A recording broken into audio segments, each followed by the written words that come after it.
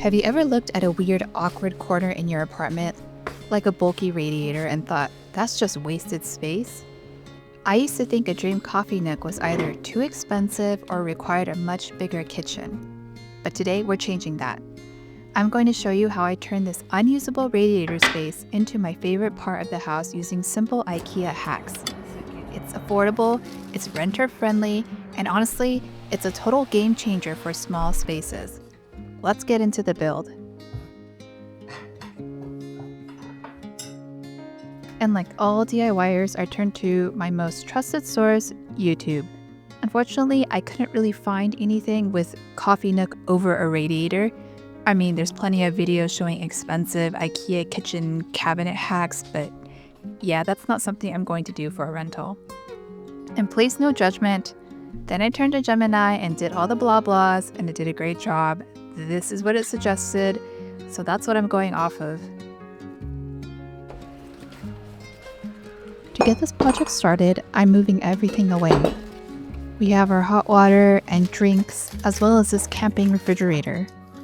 If you see my cleaning vlogs, I use this to store the fridge food here while I clean it. But it's no longer working, so we will have to take it to our local trash center to dispose of it properly. Any electrical or fridge type machines you have cannot just be thrown in your apartment dumpster. It needs to be brought to the local trash center where they can properly dispose of the different parts. So I'll try to bring you all along when that happens.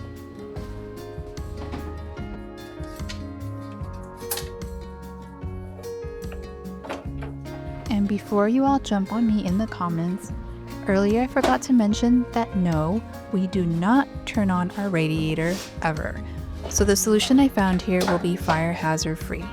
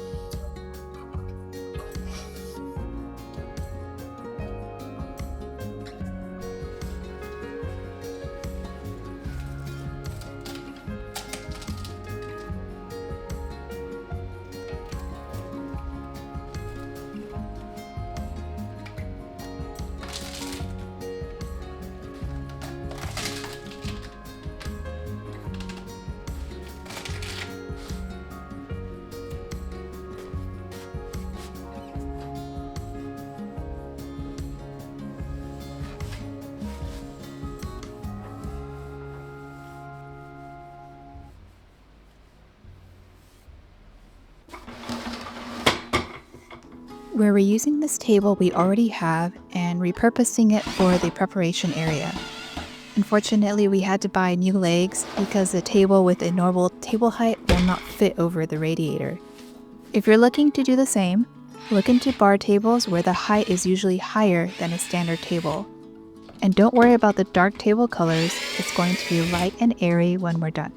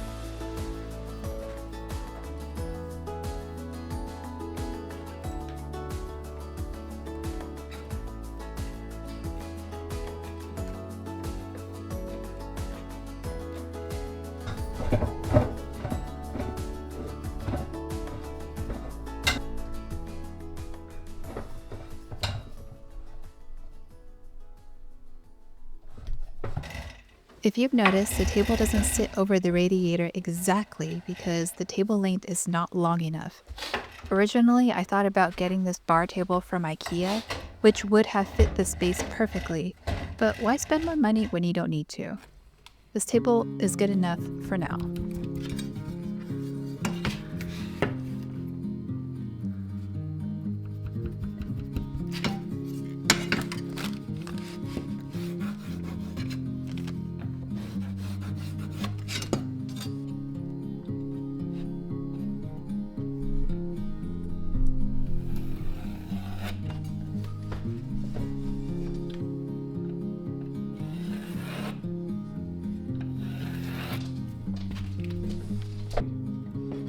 If you're wondering why we aren't using a laser level, it's because, well, we can't find it, and the project needed to be done this week.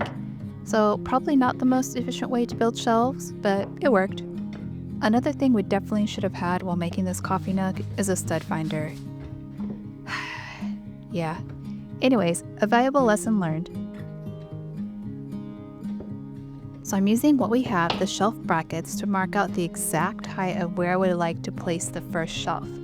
And then using the last bracket to mark the bottom and top and where to place the hole for drilling. Again, having a laser would have made this step much easier.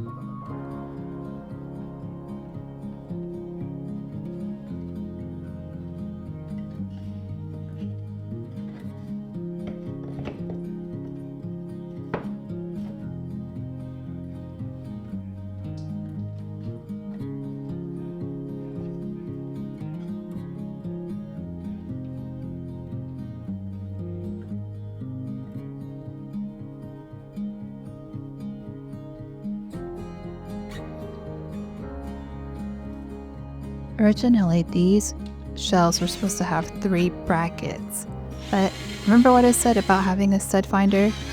First hole was fine, and thankfully the last hole was fine. The middle hole it would not drill through. Moral of the story is get a stud finder.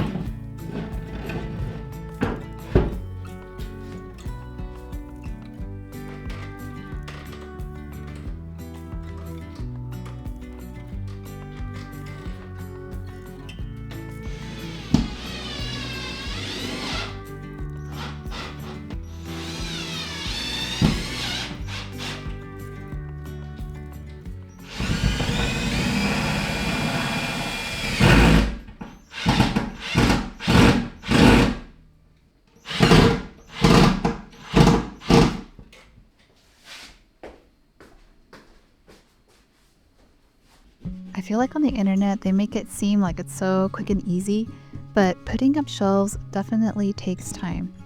Now that they're both up, I'm just going in and erasing all the pencil marks and filling in the hole.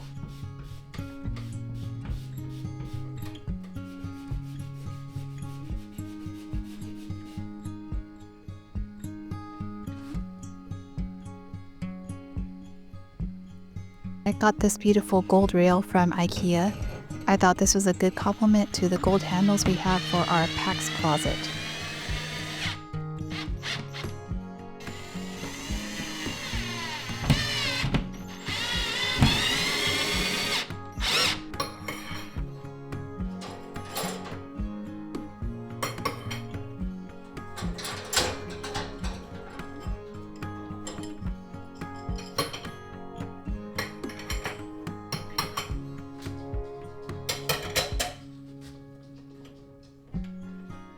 Now comes the fun part, the decorating and accessorizing the shelves to really give it that coffee nook vibe.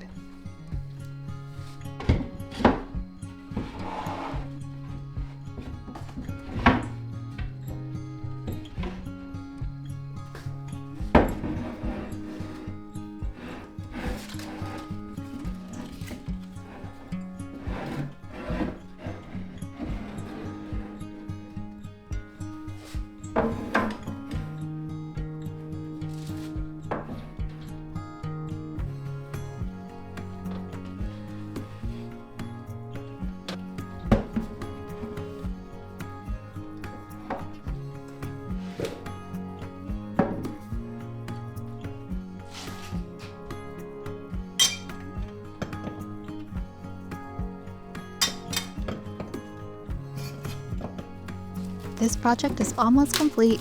We just need to do one last thing, which is change the color of the tabletop to this walnut wood tone. It just matches better with the color palette we have in our kitchen space. If you're looking for good but inexpensive contact paper, I highly recommend this brand called DC Fix, and it's available on Amazon. I'll link the product down below in case you're interested.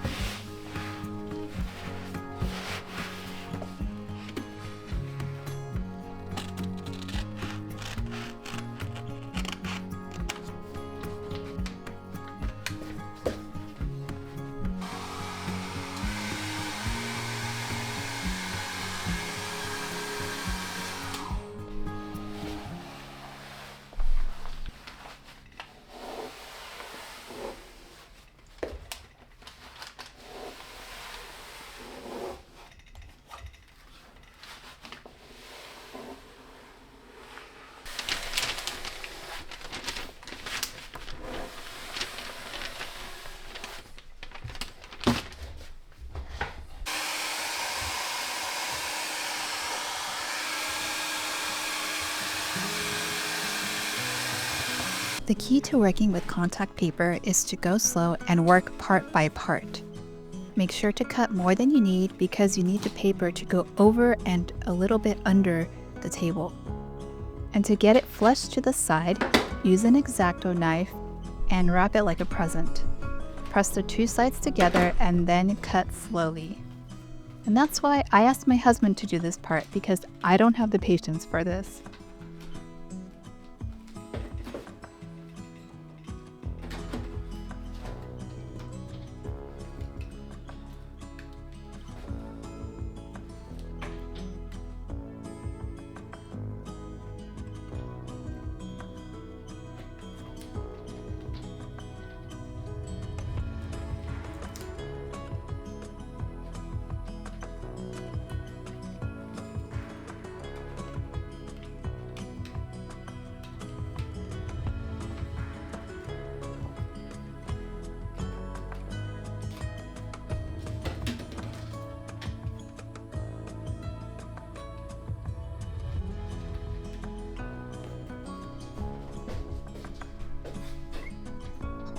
I can't believe how amazing everything turned out.